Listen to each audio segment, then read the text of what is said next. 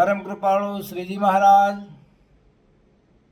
અનાદિ મહામુક્તરાજ બાપાશ્રી, સમર્થ સદગુરુશ્રીઓ તથા અનંત અનાદિ મુક્તોની દિવ્ય નિશ્રામાં ટેલી સત્સંગથી જોડાયેલી આ સંત મંડળ સહિતની સમગ્ર દિવ્ય સભાને મારા કોટાન કોટી દંડવત છે. જય સ્વામિનારાયણ.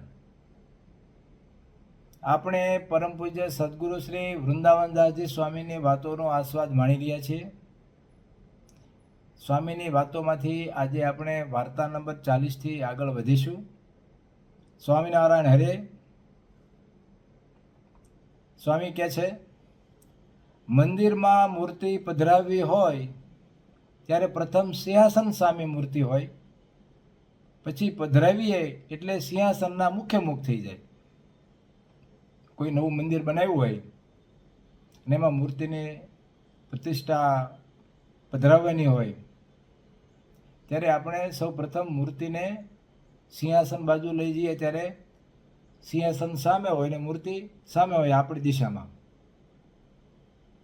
હવે જેવી આપણે મૂર્તિ પધરાવવાની થાય ત્યારે મૂર્તિને પલટાવીને આપણે સિંહાસન બાજુ કરીએ છીએ. એટલે સિંહાસનના મુખ્ય મુખ સિંહાસનના સન્મુખ થઈ, એમ સ્વામી કહે છે. સ્વામી એ દાખલો આપીને એમ કહે છે કે તેમ મૂર્તિ વિશે આપોપું થાય એટલે દેહ ભાવ ટળી જાય. જેમ સિંહાસનની જે દિશા છે એનું જે મુખ છે એ મુખે જે મૂર્તિ થઈ એને આપોપો એટલે અનુરૂપ થઈ, એમ સ્વામી કહે તેમ મૂર્તિ વિશે આપોપું થાય એટલે દેહ ભાવ ટળી જાય. પછી કામ ક્રોધાદિક દોષ રહે જ નહીં. ત્યારે જાણવું છે મૂર્તિના સુખરૂપ રસનો ભોગતા થયો તેને અનાદિ કહેવાય. અહીંયા સ્વામી આપોપાની વાત કરે છે.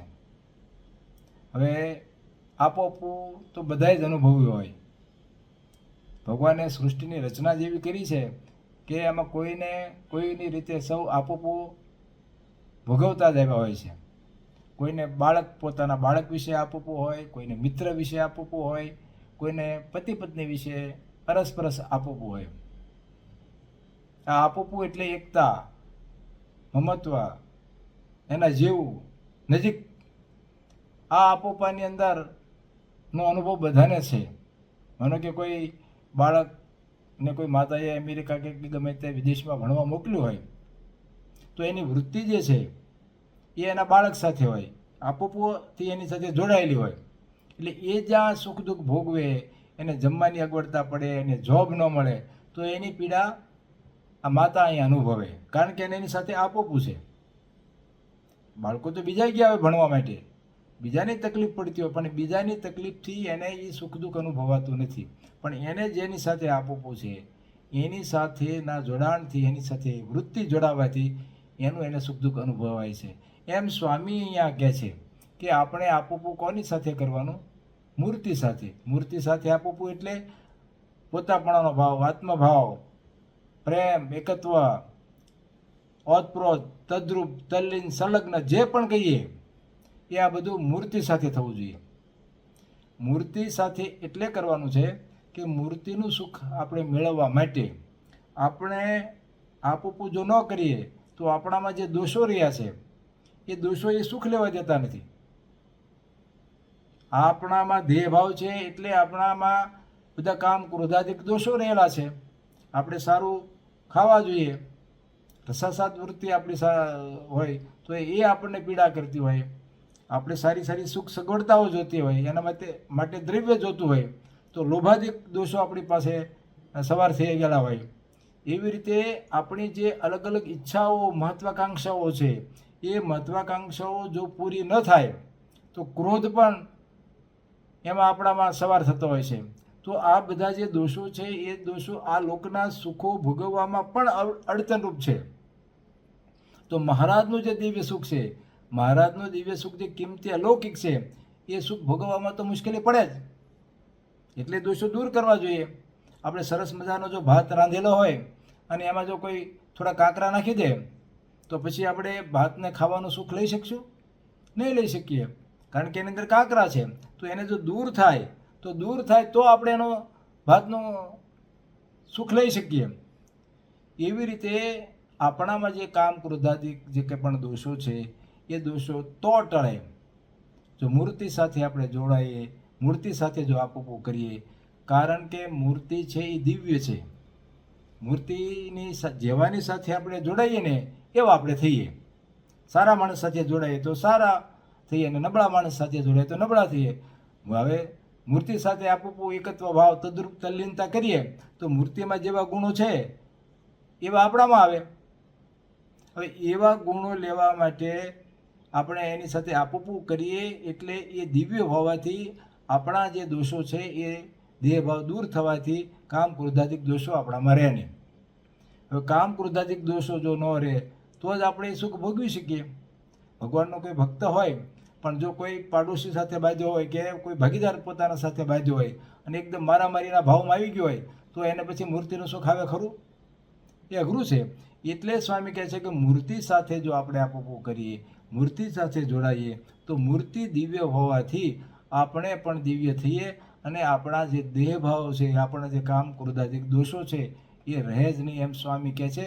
એટલા માટે આપણે એ બાબતમાં ખૂબ સાવધાનીથી આપવું કરવાની જરૂર છે. મોટા મોટા સદગુરુઓ પણ ભગવાનની મૂર્તિ સાથે આપવું કરવાની વાત કરે છે. સદગુરુ શ્રી ગુણાતીતાનંદ સ્વામી પણ આપણને એક દાખલાથી ખૂબ સરસ રીતે સમજાવે છે કે એક તો જો યજ્ઞ અશ્વમેઘ કરવો હોય તો એની અંદર માનો કે એનો નિયમ પ્રમાણે ઘોડો અશ્વમેઘનો ફરતો મૂકવો પડે.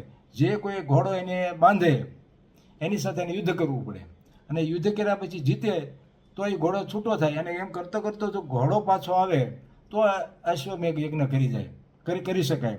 એમ સ્વામી કહે છે કે આ જે અશ્વમેઘનો યજ્ઞ કરવા માટે જે પૃથ્વી પર જે ઘોડો ફેરવવો છે એના કરતાં જો આપણા ફળિયામાં જો ઘોડો ફેરવી દઈએ અને અશ્વમેઘ યજ્ઞ પૂરો થઈ જતો હોય તો કે માથાકૂટ થાય ખરી? એટલે સ્વામી કહે છે કે જે આ ઇન્દ્રિયો અંતરકરણના જે દોષો છે એને જે વશ કરવા છે, જેમ આપણે મૂર્તિ સાથે આપવું કરવાથી વશ થાય છે કે દૂર થાય છે, એમ જો આપણી જાતે આપણે જો વશ કરવા હોય તો એ પૃથ્વીમાં ઘોડો ફેરવવા જેવું અઘરું કામ છે. અને જો પોતે મૂર્તિ સાથે આપવું કરીએ તો એ ફળિયામાં ઘોડો ફેરવવામાં જેટલું સહેલું છે. એટલા માટે આપણે જીવન થોડું છે, સમય થોડો છે, તો જે કંઈ સરળતાથી પ્રાપ્ત થઈ શકે એવી વાત તો મૂર્તિ સાથે આપવું છે. અને આપણે જાણીએ છીએ કે મોટા મોટા તપસ્વીઓએ પણ આ દોષોને દૂર કરવા માટે ખૂબ મહેનત કરી, ખૂબ તપો કર્યા, એમાંથી ખૂબ ઓછાને સફળતા મળી છે. અને કંઈક ને કંઈક કોઈ ક્ષણે એમાંથી એને વિચલિત થવાના પ્રસંગો આપણે શાસ્ત્રોમાં જોઈએ છીએ. એટલે એ બધા કરતાં સ્વામીએ આપણને ખૂબ સરસ ઉપાય બતાવે છે કે આ બધી માથાકૂટ કરવા કરતાં તમે મહારાજની મૂર્તિ સાથે જોડાઈ જાઓ. મૂર્તિ સાથે જોડાઈ જાઓ, મૂર્તિ દિવ્ય છે એટલે તમારો જે કામ ક્રોધાદિક દોષો જે છે એ દેહભાવ જતા રહેવાથી દૂર થઈ જશે. એટલે ભગવાનનું ખૂબ સુખ આપણે ભોગવી શકીશું. આપણે દેહભાવ સાથે ખૂબ એટલા બધા જડાઈ ગયા છીએ કે આ દેહ તે અને આત્મા બે નોખો હોવા છતાં આપણે એક જ સમજીએ છીએ. આપણને કોઈ આપણા નામથી બોલાવે તો આપણે તરત હડપ કરતા ઊભા થઈ અને એની પાસે આપણા નામથી જઈએ છીએ. બે ચાર મિત્રો હોય એમાં જેનું નામ લે એ નામ બોલે એટલે એ જ સામે પ્રતિસાદ આપે. તો આપણા દેહ સાથે એટલા બધા આપણે જોડાયેલા છીએ. તો એ જે દેહ બુદ્ધિ આપણી સાથે છે એવી જે એકત્મા ભાવથી આપણે મહારાજની મૂર્તિ સાથે જોડાવાનું છે. મહારાજની મૂર્તિ સાથે એવી જો એકાત્મ ભાવથી આપણે જોડાઈ જઈએ, એવી મૂર્તિ સાથે જો આપવું કરીએ તો એ પ્રભાવનું આપવું છે. એટલે સ્વામી આપણને ખૂબ સરસ રીતે આપણને વાત સમજાવે છે.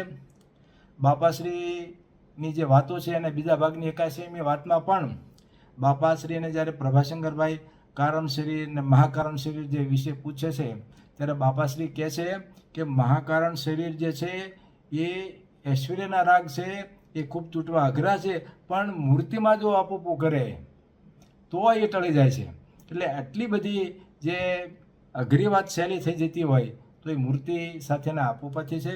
એટલે સ્વામી આપણને કહે છે કે મૂર્તિ સાથે આપવું કરો. મૂર્તિ સાથે આપવું થવાથી તેને વિશે પ્રથમના મધ્યના 49ના વચનામૃતના પ્રશ્નોત્તરમાં બાપાશ્રી આપણે સરસ પ્રકાશ પાડ્યો છે.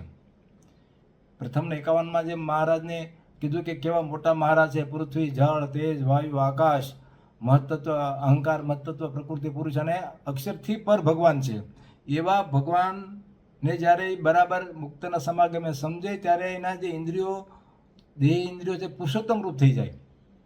અને કાર્યાણીના પહેલા વચનામૃતમાં પણ કીધું કે ભગવાનના જ્ઞાને કરીને જે આ જીવ છે એ જીવ પોતે દિવ્ય સાકાર થઈ અને ભગવાનના સ્વરૂપમાં રહે છે. એમ ભમરી અને ઈયળનું પણ દૃષ્ટાંત આપે છે કે જેમ ભમરી હોય એ ઈયળને ચટકો ભરે એટલે એને એનો ખટકો આલોચ રહે કે હમણાં આવશે એમ કરીને એના તદાકાર ભાવને પામી જાય અને ઈયળમાંથી ભમરી થઈ જાય. એમ આપણે મૂર્તિ સાથે આપોપો કરવાથી, મૂર્તિ સાથે જોડાવાથી, સતત ને સતત એનું અનુસંધાન કરવાથી આપણા જે આ ઇન્દ્રિયો છે એમાં અવયવો બદલાઈ જાય છે. અને અવયવો બદલાઈ જાય તો આપણો જે ચૈતન્ય છે એ દિવ્ય સાકાર થઈ, મુક્ત થઈ અને ભગવાનના સ્વરૂપમાં રહી શકે છે. એટલા માટે આપણે આપોપો કરવાની ખૂબ જરૂર છે. બાપાશ્રી પહેલા ભાગની 235ની વાતમાં પણ જ્યારે ગઢા પ્રથમ પ્રકરણનું 51મું વચનામૃત ટાંકીને વાત કરે છે કે પુરુષોત્તમની દ્રષ્ટિએ જોવું. ક્યારે કે પુરુષોત્તમ સિવાય બીજું કંઈ દેખાય જ નહીં એવું ક્યારે થાય? ત્યારે પણ બાપાશ્રી વાતમાં જવાબ આપે છે કે પુરુષોત્તમની મૂર્તિમાં આપોપો કરીને જેની નજરે જોવું છે એની સાથે આપોપો કરીએ ત્યારે એને નેત્ર કરીને જોઈએ ત્યારે સીધું એના સિવાય બીજું કંઈ ભાષે જ નહીં, માત્ર પુરુષોત્તમ જ ભાષે, બીજું કોઈ નજરમાં ન આવે. એટલે બાપાશ્રી પણ આપણને આપોપો કરવાની વાત કરે છે. વૃંદાવન સ્વામીની અગાઉની જે 34મી વાત છે એમાં પણ સ્વામી મહિમા પ્રાપ્ત કરવા માટે મહારાજની મૂર્તિમાં આપોપો કરવાની વાત કરે છે. આવું આપોપો થાય ત્યારે સ્વામી કે મહારાજની જે મૂર્તિનો જે સુખરૂપ રસ છે એનો એ ભોગતા થઈ શકે અને ત્યારે જ એને અનાદિ કહેવાય અને ત્યારે જ એને પુરુષોત્તમ રૂપ થયો કહેવાય. મહારાજની સાથે આપોપો કરવાથી, મૂર્તિ સાથે આપોપો કરવાથી આ બધું પ્રાપ્ત થાય. પણ માનો કે જ્યારે મહારાજ પૃથ્વી પર ન વિચરતા હોય અને ત્યારે મોટા મુક્તો જો પૃથ્વી પર વિચરતા હોય તો એમની સાથે જોડાવાથી પણ આપણને મહારાજની સાથે જોડાવામાં, એની સાથે સાધર્મીપણું કરવામાં આપણે ખૂબ ઉપયોગી થઈ શકે છે. મહારાજ હોય ત્યારે તો બધું સહેલું જ હોય કે મહારાજની સાથે આપણે હરતા ફરતા હોય તે એની તમામ ક્રિયાઓથી આપણે એમાં આપોપો કરવાની અનુકૂળતા પડે. પણ મહારાજ ન હોય ત્યારે બાપાશ્રી પ્રથમના 51ના રહેસ્યાર્થમાં બાપાશ્રી કહે છે કે સંતમાં પણ શ્રીજી મહારાજ સાક્ષાત રહ્યા છે. માટે સંત દ્વારે પણ શ્રીજી મહારાજ પોતે જ પોતાનો મહિમા સમજાવે છે. કોઈ સંત ભગવાનનો મહિમા સમજાવે તો સંતમાં રહીને ભગવાન પોતે જ સમજાવે છે એમ મહારાજ કહે છે. જેમ સમુદ્રમાં પાણીનો ઘડો આપણે નાખવો હોય તો સમુદ્રના કાંઠે જઈને આપણે ઘડો નાખીએ એટલે સમુદ્રમાં જતો રહે. એ સ્વામી બાપાશ્રી એમ દાખલો આપે છે કે જેમ શ્રીજી મહારાજ મનુષ્ય રૂપે મળે એ એમ સમુદ્રમાં ઘડો નાખ્યો કહેવાય. અને એવી રીતે મૂર્તિમાં એકતા થાય. અને જો નદી હોય કોઈ અને નદી વહીને જો સમુદ્રને મળતી હોય અને નદી કાંઠે આપણે ઊભા હોઈએ અને નદીમાં આપણે આપણો જો કોઈ ઘડો પાણીનો ઢોળીએ તો એ પાણી આખર તો ક્યાં જવાનું? નદીમાં જ જવાનું ને. તો એવી રીતે મુક્ત જે છે એ મહારાજના મુક્તો સાથે આપણે જો જોડાઈએ તો મુક્ત દ્વારા પણ આપણે મહારાજની સાથે આપોપો કરી શકીએ છીએ. શ્રીજી મહારાજને મળેલા એટલે શ્રીજી મહારાજની મૂર્તિમાં સંલગ્ન રહેતા મુક્ત. અહીંયા બાપાશ્રી જ્યારે વાત કરે છે ત્યારે એવા મુક્ત, અનાદિ મુક્તની જ વાત કરે છે કે જે પોતાપણું છે જ નહીં, મહારાજની મૂર્તિમાં રસબસ મુક્ત મૂર્તિમાં રહ્યા છે એવા મુક્તની વાત છે. એની સાથે આપોપો કરવાની વાત છે. શ્રીજી મહારાજની મૂર્તિમાં તો એકતા થાય, કારણ કે પોતે શ્રીજી મહારાજની મૂર્તિમાં ઓતપ્રોત તદ્રુપ તલ્લીન હોય છે એટલે એમની સાથે જોડાવાથી આ સહેલું થઈ જતું હોય છે. એને પણ ઓળખવા જોઈએ, નહીંતર પાછું અવળું પણ થાય. જેતપુરના પહેલા વચનામૃતમાં પણ કીધું છે ને કે મોટા અનાદિ મુક્ત હોય તેની સાથે આપોપો કરવું, બધા સાથે આપોપો કરવાની વાત નથી. કારણ શું કરવા કે એમને આવરણ ભેદ્યાની ગતિ હોય છે. આપણે કોઈ જગ્યાએ જવું હોય તો જે રસ્તાના એ ભૂમિયા હોય, જેના એ જાણકાર હોય એને સાથે રાખીએ તો આપણે સરળ પડે. એમ અનાદિ મુક્ત જે છે એ મહારાજ સુધી પહોંચવાના ભૂમિયા છે. એમને તમામ જે આવરણો જે મહારાજ સુધી આડા આવે છે એ ભેજાની ગતિ છે એટલે આપણે સરળતાથી આપણે ત્યાં પહોંચી જઈએ. એટલા માટે ખૂબ સ્પષ્ટતાથી બાપાશ્રી આ બાબતમાં આપણને સમજાવે છે કે મુક્તમાં દેહ દેવી ભાવ નથી. મહારાજની જેમ તે મુક્તો પણ કેવી રીતે મૂર્તિ જ છે. કારણ કે બાબાશ્રી જે ઉત્તમ મુક્તોની વાત કરે છે એ મહારાજના મૂર્તિમાં રહેલા મુક્તોની વાત કરે છે. એટલે એ પણ કેવી રીતે મૂર્તિ છે. એમના સમાગમે દેહ છતાં જ એમના જેવી સ્થિતિ થઈ શકે, બાબાશ્રી કહે છે. પણ બાબાશ્રી કે આટલી વાત સાવધાની રાખવાની કે મહારાજ આટલા મોટા મુક્ત હોવા છતાં પણ મુક્ત છે તે દાસ છે, અને સ્વામી મહારાજ તે સ્વામી છે. આ બાબતમાં કોઈ દિવસ આપણે ભૂલ ન થવી જોઈએ. કદાચ મનુષ્ય દેહ મહારાજ વિરાજમાન ન હોય અને તો પ્રતિમા રૂપે માનો કે વિરાજમાન હોય તો તે પ્રતિમા પણ તે સાક્ષાત ભગવાન છે, પ્રત્યક્ષ ભગવાન છે એમ સમજવાનું છે. અને મુક્ત માનો કે વિરાજમાન હોય તો મુક્તને પણ પ્રત્યક્ષ ભગવાન બાપાશ્રી કે કહેવાય નહીં ને એમનું ધ્યાન પણ થાય નહીં.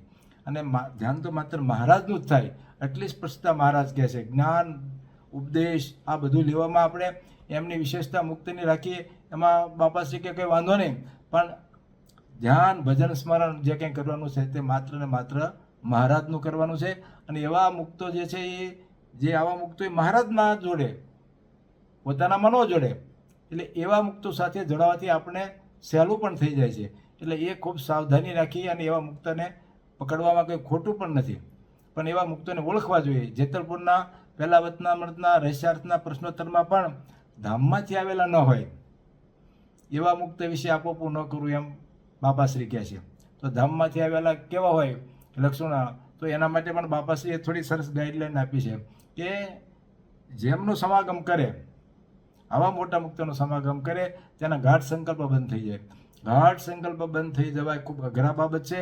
સ્વામી કે મુક્તાન સ્વામી કે આમ મુઠ્ઠીમાંથી જેમ રેતી નીકળે એમ કેટલા ગાઢ સંકલ્પો થાય છે, મહારાજને કહેતા હતા ને એમ આ જે ગાઢ સંકલ્પો છે એ ગાઢ સંકલ્પો સહજતાથી બંધ થઈ જાય. આપણે ઘણા આમાંથી મોટા મોટા મુક્તોને સેવેલા આપણા કર્ણ સત્સંગમાં છે, બધાને અનુભવ છે કે મોટા મુક્તો કંઈ વાત કરે ન કરે તો પણ આપણે એની પાસે બેઠા હોઈએ તો મન આપણું શાંત થઈ જાય. કોઈ પણ પ્રકારના ગાઢ સંકલ્પો થાય નહીં. આ એમની વિશેષતા છે. અને ધ્યાનમાં પણ એમને સંભાળવાથી કોઈ વિક્ષેપ ન થાય. મૂર્તિનું ખૂબ સુખ આવે. આ માટે મોટા મુક્તોની સાથે આ જોડાણ જરૂરી છે. એને સંભાળીએ ત્યાં ગાઢ સંકલ્પો બંધ થઈ જાય.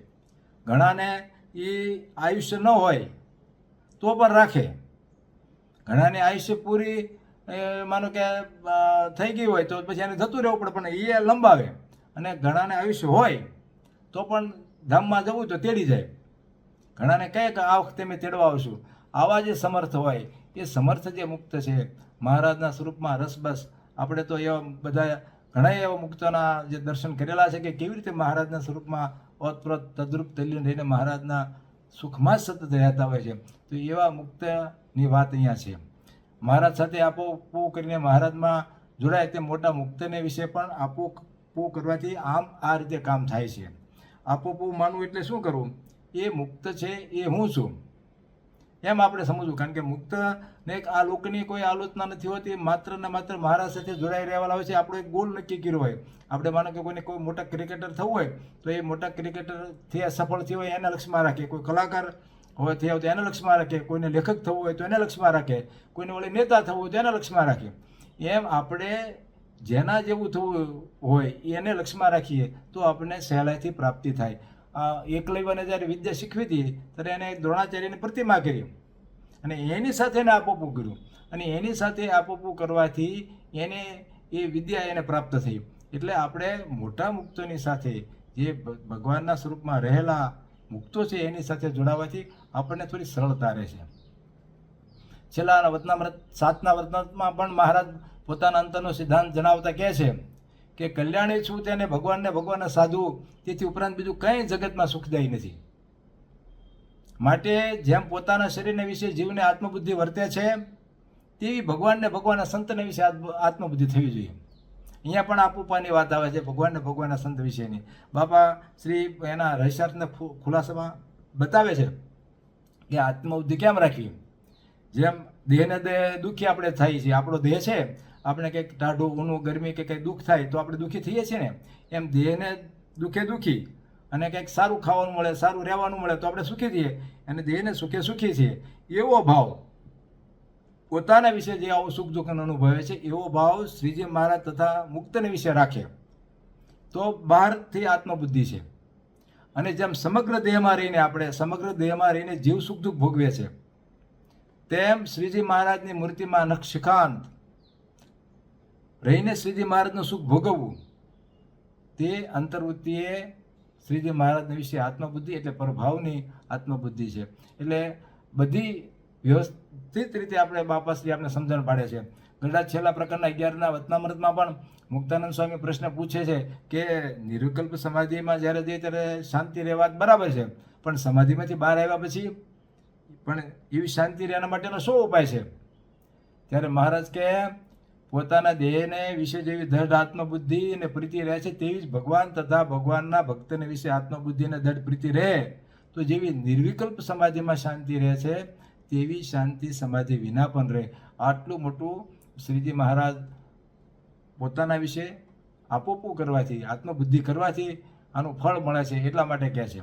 તો આત્મબુદ્ધિને દઢ પ્રીતિ કેમ રાખવી એની બાપા પણ થોડો ખુલાસો કરે છે કે અજ્ઞાની જે હોય એને આ દેહને વિશે એક જ પ્રણાની બુદ્ધિ થઈ ગઈ છે.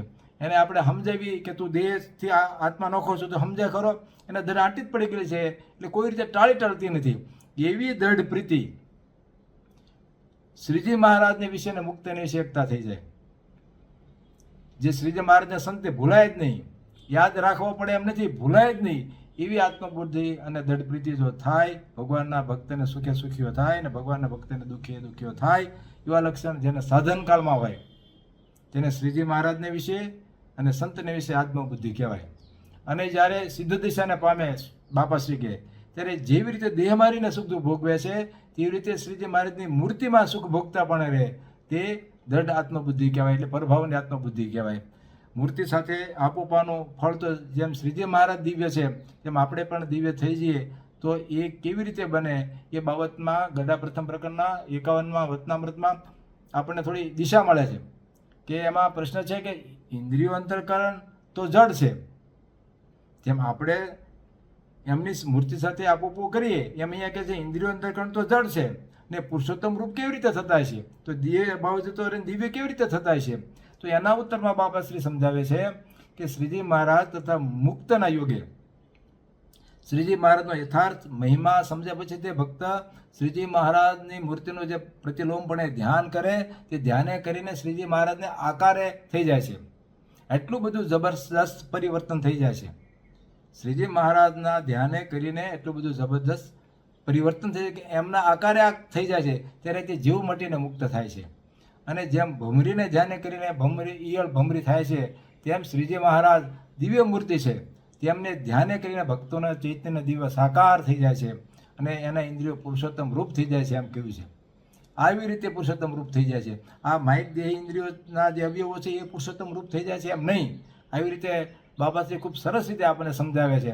આમ સ્વામી મહારાજની મૂર્તિ સાથે આપોપો કરીને મહારાજની મૂર્તિમાં રહીને મૂર્તિનું જે સુખ લેવાની વાત છે, અનાદિ મુક્તની જે વાત છે, રસબસ રહીને સુખ લેવાની જે વાત છે એ વાત કરે છે. સ્વામી કહે કે આ પામવા માટે આપણે સાવધાન રહેવું જોઈએ. સ્વામી આગળ સમજાવે છે કે જ્યાં સુધી મહારાજ સન્મુખ હોય ત્યાં સુધી વિધિ કરવાનો બાકી જાણવો. મહારાજ સન્મુખ હોય એટલે પરમ એકાંતિક મુક્તની સ્થિતિની અહીંયા સ્વામી વાત કરે છે કે સન્મુખ રહીને સુખ લેવાતા હોય ત્યાં સુધી સ્વામી કે વિધિ કરવાનો બાકી જાણવો. પણ પ્રતિલોમપણે હસ્તે હસ્ત મુખે મુખ ચરણે ચરણ થયા એટલે વિધિ પૂરો થયો જાણવો. એટલે વિધિ પૂરો થયો જાણવો એટલે અનાદિ મુક્તિની સ્થિતિ થાય. અનાદિ મુક્તિની સ્થિતિમાં પોતાપણાનો બિલકુલ ભાવ હોતો જ નથી. હસ્તે હસ્ત મુખે મુખ ચરણે ચરણ બધું જ મહારાજનું. આવી સ્થિતિ જાય ત્યારે એ સ્વામી કહે છે કે એનું પૂરું થયું ત્યાં સુધી આપણે સત્સંગ અધૂરો ગણવાનો, એમ સ્વામી કહે છે. પ્રતિલોમ ધ્યાનને તો આપણે બધાને ખબર છે કે આપણે મને કંઈ ખુરશી પડી હોય તો સામે ખુરશી હોય ને આપણે સામે ઊભા હોય તો સામે થયા, અને જેમ આપણે ખુરશીમાં બેસી જઈએ તો ખુરશીના પલટાવીને આપણે એના મુખે થયા, તો જેમ ખુરશીનું મુખ થયું હોય એમ મહારાજનું જે સન્મુખ મૂર્તિ આપણે ધારીએ છીએ એ પલટાવીને આપણે આપણા રીતે આપણે જે દિશા આપણી છે, જે આપણું સ્વરૂપ છે એમાં જોડાઈ જઈએ આપણે એમાં, તો એ પ્રતિલોમ ધ્યાન. એટલે ભગવાનના સ્વરૂપને ઉલટાવીને એ સ્વરૂપનું ધ્યાન કરે તે પ્રતિલોમ ધ્યાન કહેવાય.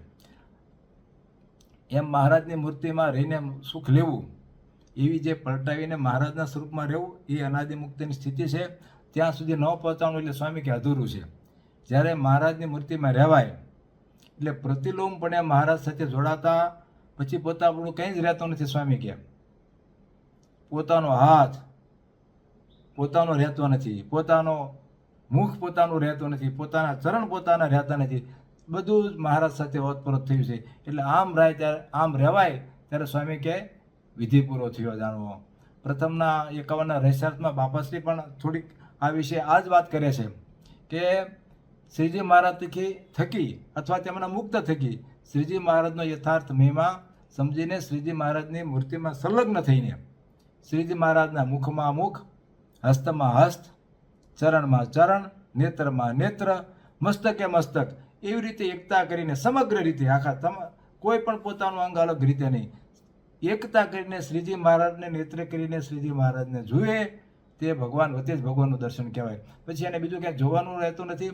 એ ભગવાનના નેત્રે જ ભગવાનનો પોતાનો જે આખા ભગવાનના સ્વરૂપનું દર્શન કરે છે. આવી જે અલૌકિક સ્થિતિ છે એ બાપાશ્રી કે અનાદિ મુક્ત થકી અથવા મહારાજ થકી જ આ લટક પમાય છે.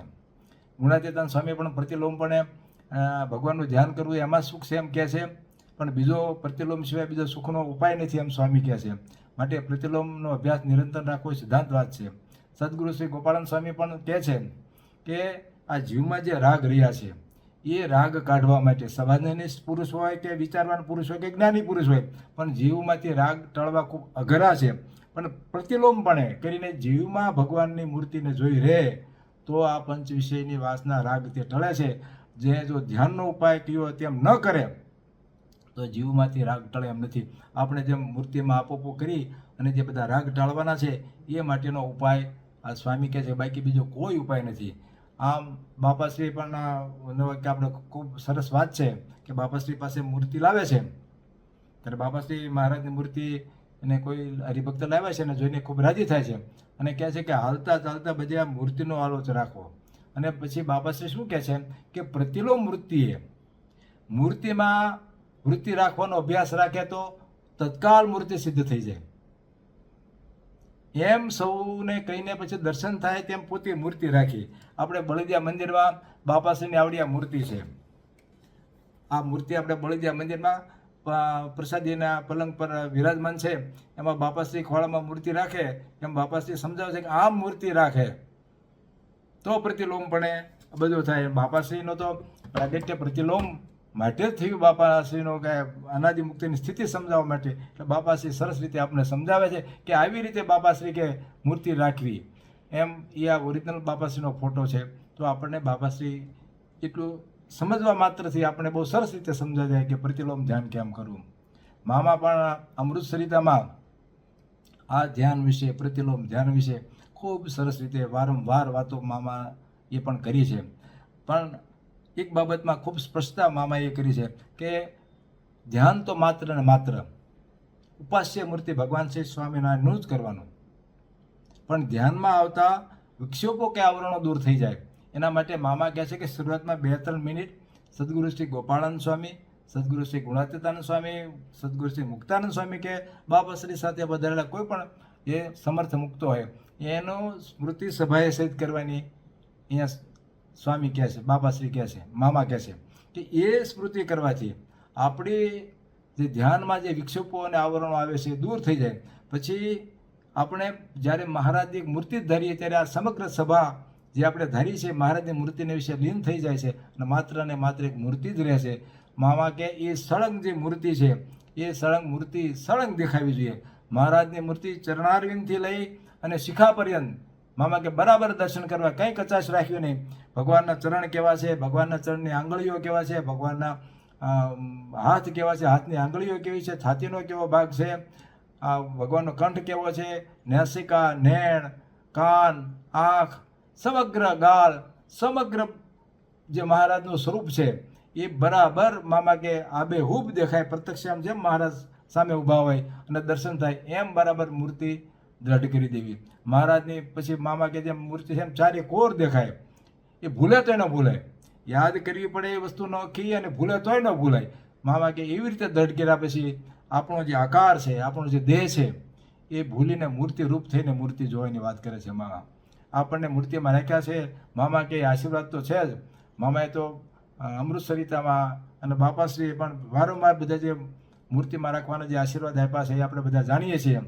એ મામા કે આશીર્વાદને આપણે સાથે લક્ષમાં રાખીને આપણે ધ્યાનથી જે છે આપણું અનુલોમ જે ધ્યાન છે એને પ્રતિલોમ કરી નાખવાનું. સન્મુખ ધ્યાનમાં મામા કે આપણે થોડા જુદા વર્તીએ છીએ કે મહારાજ સામે અને આપણે સામે હોઈએ છીએ એટલે થોડું અંતર એમાં લાગે. સુખ એમાં ઘણું છે પણ જે સ્વામીને અને મોટા મુક્તોને આપણે સુખ આપવું છે એ છેવટનું સુખ આપવું છે. અગર સુખિત થવો એમને આપણે કરવા છે તો એમાં શું કચાશ રાખવાની? એમાં તે પૂરેપૂરું પોતે જે સુખ ભોગવી રહ્યા છે એવું સુખ આપે ને. એટલે કે જુદાપણું શાના માટે રાખવાનું? એટલે જૂ મિશ્રી પૈ માહી મળી એમ રસબસ ભાવે જે સુખ લેવાની વાત છે એવું સુખ નથી લાગતું. એના માટે મામા કે અનુલોમમાંથી પ્રતિલોમમાં જવાનું. અનુલોમમાંથી પ્રતિલોમમાં જાય ત્યારે આ સુખની પ્રાપ્તિ થાય, એના વગર થતી નથી. મૂર્તિનું જે પ્રતિલોમ ધ્યાન કરવા માટે મામા કે જેમ દેહમાં જીવ રહ્યો છે તેમ આપણે મૂર્તિમાં રહીએ. આપણે અત્યારે દેહને આત્માને આપણે નોખો નથી પાડતા, એક જ દેખાય છે ને. એમ આપણે ભગવાનની મૂર્તિમાં આપણે છીએ એમ ધારવાનું. આપણે આપણો દેહ મામા કે ભૂલી જવાનો. આપણે શરીર ભૂલવાનો પ્રયત્ન કરો એમ મામા કે આપણે આંખો બંધ કરીએ તો આપણું શરીર દેખાય છે? નથી દેખાતું. મનથી ભલે આપણે વિચારીએ કે એમ મામા કે બધું જ ભૂલી જાઓ. એમ તમામ દેહ જે આપણો છે ભૂલ્યા પછી માત્ર ને માત્ર આપણો ચૈતન્ય છે મહારાજની મૂર્તિમાં રહ્યો છે, બીજું કશું જ નહીં. એવો ચૈતન્ય જે આપણો રહ્યો છે મહારાજની મૂર્તિની અંદર, પછી અંદર રહીને મૂર્તિનું મા કે ધ્યાન કરવું, અંદર રહીને મૂર્તિનું દર્શન કરવું, નખથી શિખા પર્યંત. આવી રીતે આ તો અલૌકિક વાત છે. બધાને આ વાતની ગેડ પણ ન પડે, બધાને સમજાય પણ નહીં, પણ મોટા મુક્તો જે છે એ આ રીતે ધ્યાનમાં રહીને સુખ લઈ રહ્યા છે એટલે આપણે સમજાવવાનો પ્રયાસ કરે છે કે નક્ષી શિખા પર્યંત મહારાજની મૂર્તિ ધારવાની. આ શરીર નથી એમ ધારવાનું. આ શરીરની જગ્યાએ મહારાજની મૂર્તિ નિહાળવાની, દર્શન કરવું, મૂર્તિ બરાબરની પાકી કરી દેવાની. એ જોતાં જોતાં મસ્તકથી નખ સુધી, નખથી શિખા સુધી સમગ્ર મહારાજની મૂર્તિ જોઈ. એમ કહે છે મામા કે પ્રતિલોમ ધ્યાનમાં મહારાજ બધી ક્રિયા કરે, આપણે કંઈ કરવાનું હોતું જ નથી. આપણે જમીએ ત્યારે મહારાજ જમે ને મામા કે.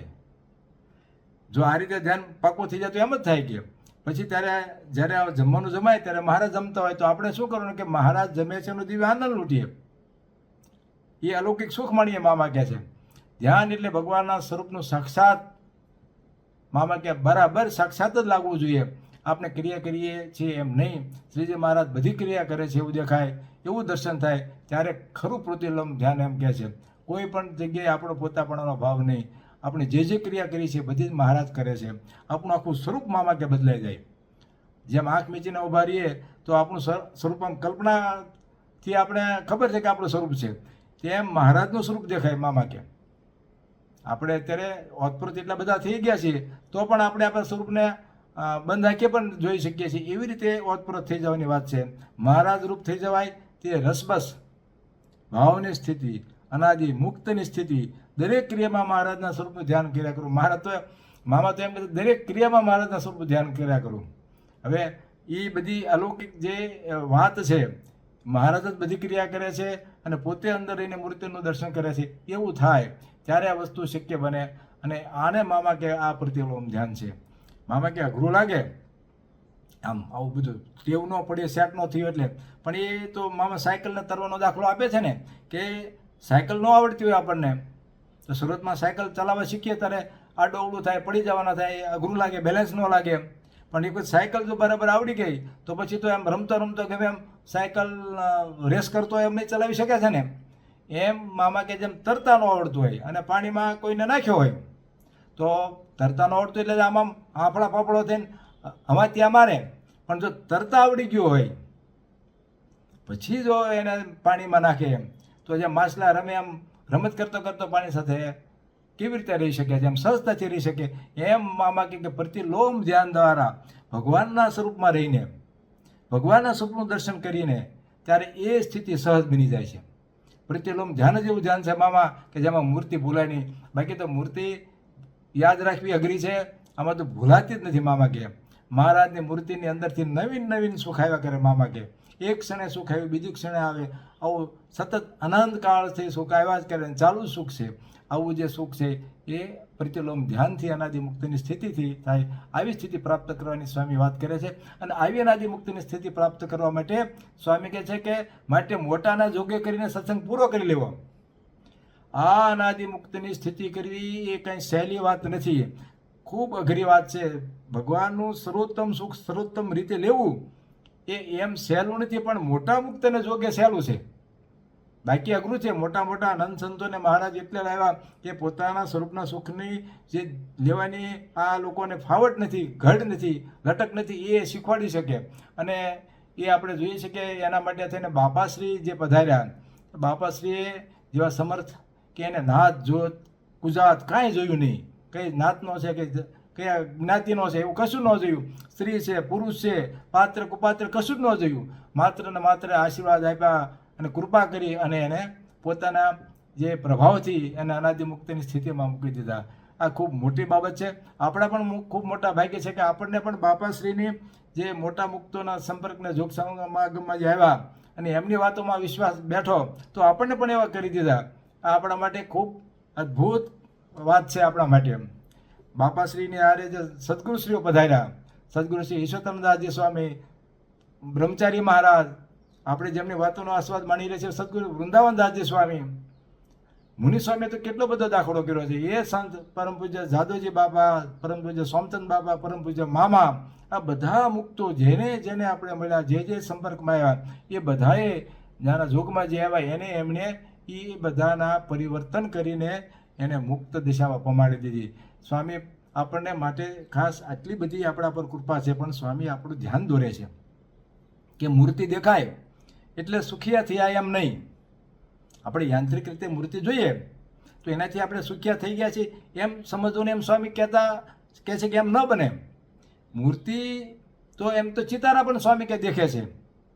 આજે ચિત્ર પ્રતિમા ભગવાનની બનાવતા હોય ચિત્રકારો હોય કે જે આપણે મૂર્તિ બનાવી છે ધાતુ કે પાષાણમાંથી કે એમાંથી, તો એ ચિત્રકારો હોય એ શિલ્પકારો એ પણ મૂર્તિ બનાવે.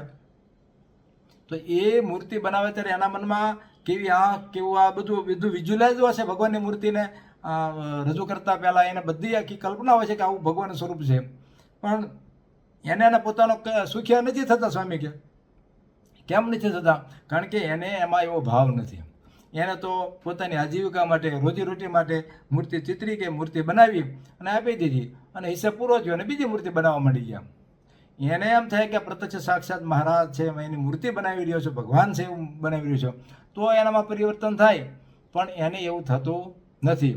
આપણે અહીંયા બળદિયામાં જે ઘનશ્યામ મહારાજ પ્રતિષ્ઠિત છે એ મૂર્તિ લેવા માટે ગોવિંદ બાપા અને મુકેશભાઈ ઘણીવાર જયપુર ગયેલા અને એ ગયા ત્યારે એના જે મૂર્તિ બનાવનાર હોય એને તો આવી ઘણી મૂર્તિઓ બનાવ્યા કરતા હોય.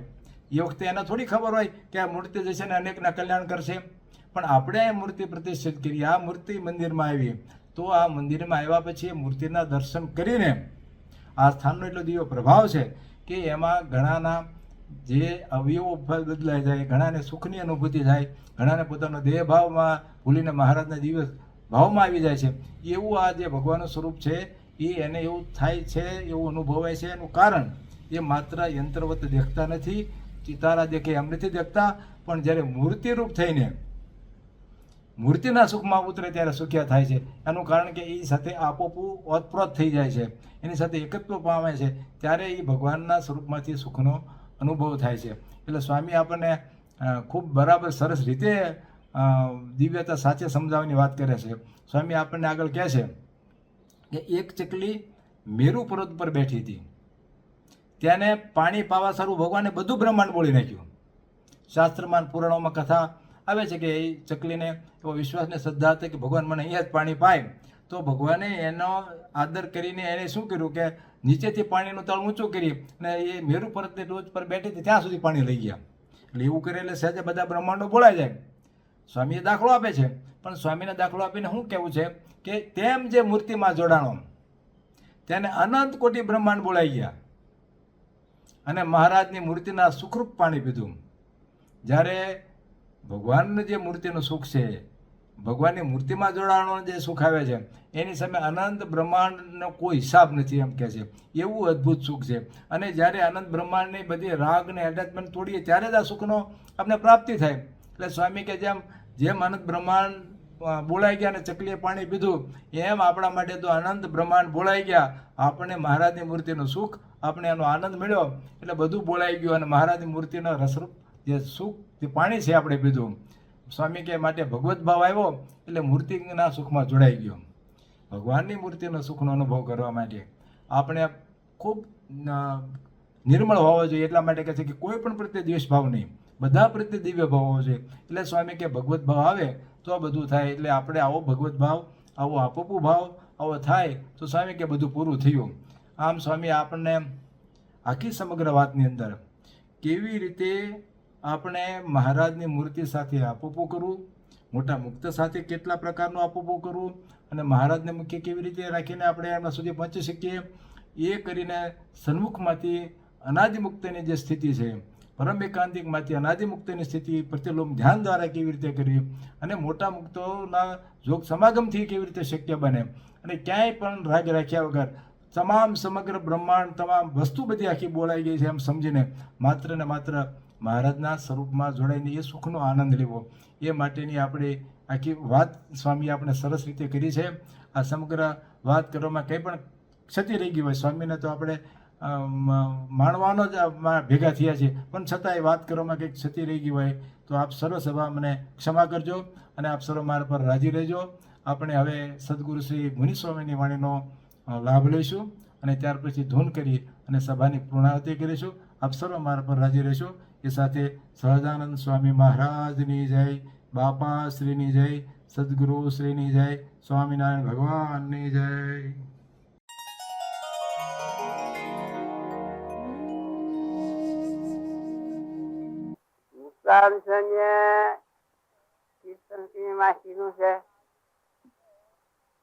ભગવાનના જે ભક્ત છે એના આંગણે બધા તીર્થ દર્શન કરવા આવે છે. હરિજન ને ઘેર અણતીર ને તીર્થ ઘેર આવે, એના ચોકમાં બધા તીર્થ ભગવાનના ભક્તના ઘેર તીર્થ તો ક્યાંય ને ઘંટીમાં છે. ભગવાન એના ઘેર રહેશે, મોટા મોટા બધા 500 પ્રમંસ રહેશે. એના ઘર વાળા છે અક્ષરધામનું છે ભગવાનના ભક્તના. તો જ્યાં ભગવાન ત્યાં બધા મુક્ત ત્યાં છે. મહારાજ કે જ્યાં ભગવાનની મૂર્તિ ત્યાં અક્ષરધામનું બસ. ભગવાનના ભક્ત તો ભગવાનની મૂર્તિ ભેળી જ રાખે છે. જ્યાં હોય ત્યારે ભગવાનની મૂર્તિ ભેળી ભેળી સુધાય. ક્યારેય પણ ભગવાનનો એને વિજોગ નથી થતો. જેમ જાગ્રતમાં એમ સુષુપ્તિમાં જાય તો પણ એને ભગવાન ભેળા ભેળા, સ્વપ્નમાં જાય તો ભગવાન ભેળા. એની અવસ્થામાં સદાય ભગવાનનો એને ભગવાનના ભક્તને અને ભગવાનના ભક્તને પણ એ સમજવું જોઈએ કે આપણે ભગવાન સદા ભેળા ભેળા છે. એટલે ભેળા રાખવાનો પણ ખટકો રાખવો જોઈએ કે ભગવાન ભૂલી જવાય ત્યારે એને બસરા થાય તો ભગવાન બોલાવે. ભગવાનના ભક્તને તો મહારાજ કે સદાય ભગવાન ભેળા છે.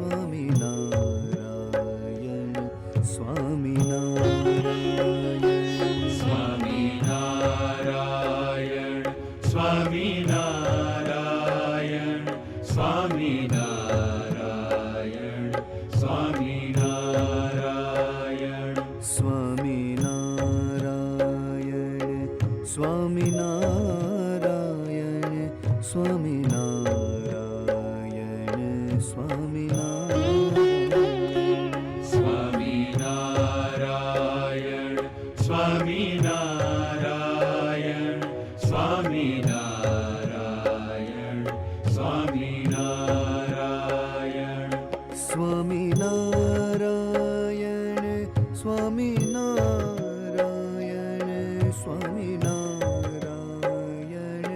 સ્વામિનારાયણ સ્વામિનારાયણ સ્વામિનારાયણ સ્વામિનારાયણ સ્વામિનારાયણ સ્વામિનારાયણ સ્વામિનારાયણ સ્વામિનારાયણ સ્વામિનારાયણ સ્વામિનારાયણ સ્વામિનારાયણ